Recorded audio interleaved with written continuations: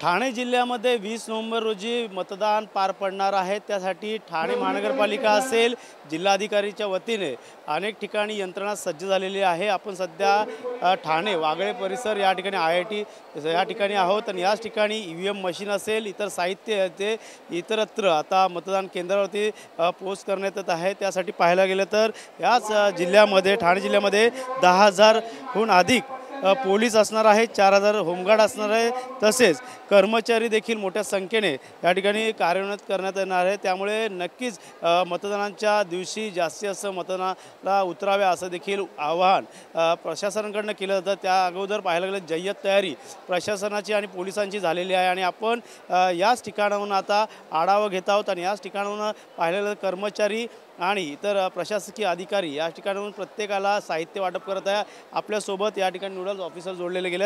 Sir, कशा प्रकारची यंत्रणा या ठिकाणी सज्ज झालेली आहे? गेल्या काही दिवसापासून निवडणुकीचं जे कामकाज जे ते कर्मचारी करत आहे। निवडणुकीचे 366 मतदान केंद्रावरती 51 झोनद्वारे आपण उद्या मतदान होणार आहे आणि जे पथक आहे PRO FPO या परिपूर्ण पथकासह त्याच्याबरोबर पोलीस बंदोबस्त राहील आणि साहित्य डिस्ट्रीब्युशनचं काम चालू आहे। सुसज्ज यंत्रणा असल्यामुळं आम्ही इलेक्शन व्यवस्थितपणे पार पाडण्यासाठी तयार आहोत।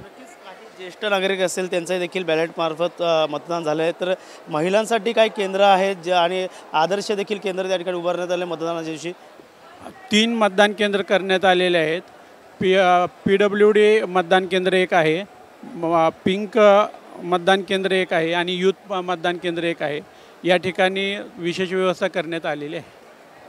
विशेष व्यवस्था करण्यात आलेली असं त्यांचं म्हणणं आहे। पाहू शकतो याच ठिकाणी पाहायला गेलं तर मोठ्या संख्येने कर्मचारी जे आहेत ते या ठिकाणी अधिकारी पूर्ण यंत्रणा जे ते कामाला लागलेले आहेत आणि मतदानाच्या दिवशी हे सर्व EVM मशीन त्या मतदान केंद्रावरती जाणार आहेत। त्यामुळे वेगवेगळ्या केंद्रावरती वेगवेगळ्या सुविधा देखील ठेवण्यात आलेल्या आहेत। त्यामुळे सर्वतोपरी काळजी जी आहे ते या ठिकाणी प्रशासनाने घेतली आहे। ठाणे कोपरी पाचपकडीमधील जे मुख्यमंत्र्यांचा हा जो मतदारसंघ आहे त्या ठिकाणचा परिसरात ही सर्व मतदान यंत्रणा ही सज्ज झालेली आहे। त्यामुळे नक्कीच जास्तीत जास्त मतदारांनी मतदान करावे असं देखील आवाहन केलेलं आहे। त्यामुळे नक्कीच या ठिकाणी जास्तीत जास्त मतदान करण्यासाठी या जास्तीत जास्त यंत्रणा आता प्रशासकीय सज्ज झाली आहे। त्यामुळे नक्कीच उद्याच्या मतदानाकडे सर्वांचंच लक्ष असणार आहे। कॅमेरामन गौरव सरोगी, गणेश सुराट, TV9 मराठी, ठाणे।